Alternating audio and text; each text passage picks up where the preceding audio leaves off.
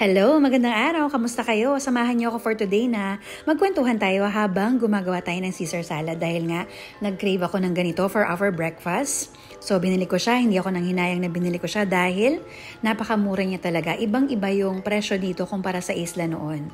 So ayan, sabi ko nga sa inyo, magkwentuhan muna tayo.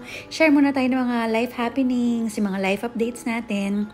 Although hindi naman talaga kailangan because you don't need to explain yourself to other people. Especially kung hindi naman talaga sila nakakatulong sa'yo or pagmamarites lang naman talaga ang pakay nila. So, hindi mo kailangan magpa-apekto. Pwede kang makinig but not to the point of getting affected of what they say na kailangan baguhin mo yung pamamaraan ng pamumuhay mo para lang sa kanila. Hindi mo sila kailangan pasiyahin para ipakita sa kanila na you're getting affected of what they say about you. Parang itong pagpe-prepare ko ng Caesar salad na to, meron na siyang salsa, meron na siyang dressing, meron na siya. Actually, kompleto na siya.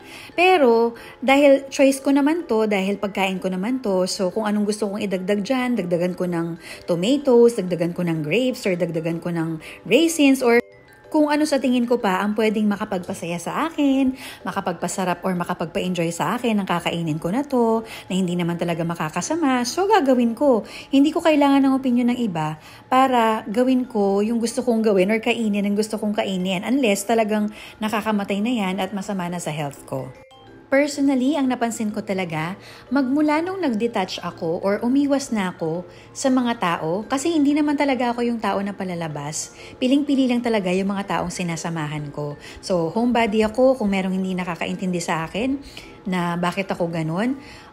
Ganun talaga ako guys homebody talaga ako. So, hindi ko maipipilit ang sarili ko na mag-enjoy sa mga bagay na nai-enjoy ng iba. Kasi kanya-kanya tayo ng personality. Pero, not to the point of being rude. So, syempre, ipapaintindi ko sa tao kung anong klaseng tao ako, na ganito ako, para sa susunod, alam na nila yung gagawin nila or maintindihan nila kung hindi ako sasama sa kanila.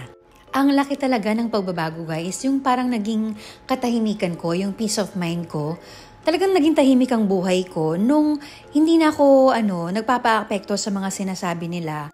Kagaya nitong pagkain ko ng Caesar salad ko. Wala na akong pake kung makikita nyo yung laki ng subo ko, di ba?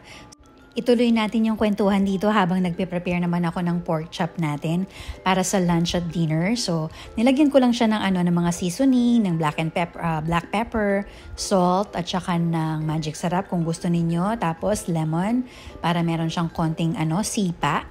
Tapos yan, manipis lang yung binili ko na yan para good na siya for air frying. So, tuloy natin yung kwento guys ha.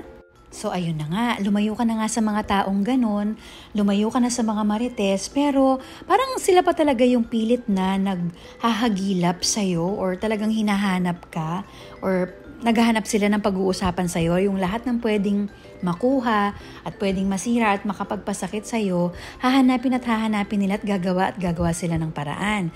Para silang mga anay na sumisiksik sa kaliit-liitang butas ng mga wood or ng mga kahoy na sumisira sa ating mga bahay.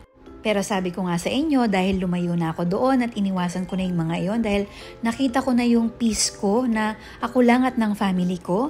So, hindi na talaga ako ganun ka-affected pagdating sa mga ganyan. Kasi naman, may mga desisyon talaga tayo sa buhay na tayo lang ang nakakaalam kung ano ang patutunguhan natin, kung ano yung makakapagpasaya sa atin, kung ano yung mas makakabuti sa atin. Hindi na kailangang malaman ng ibang tao yan kung ano ang mga plano mo sa buhay. Di ba nga, sinasabi nila, pagka may plano ka, pag may magandang nangyayari sa buhay mo, huwag mo masyadong i-expose kasi may mga inggiterang marites na talagang parang magda-down sila or ida-down ka nila, talagang pababa, hihilain ka nila or magdadasal pa yung mga yan or i-wish nila na sana baligtad ang mangyari sa'yo. Kaya yun totoo yung sinasabi nila yun na do not share everything sa social media lalong-lalo na at wag mo ikwento sa lahat. Hanggat hindi pa siya nangyayari, i-keep mo muna sa sarili mo para sa'yo lang, para hindi siya mausog, sinasabi nga nila.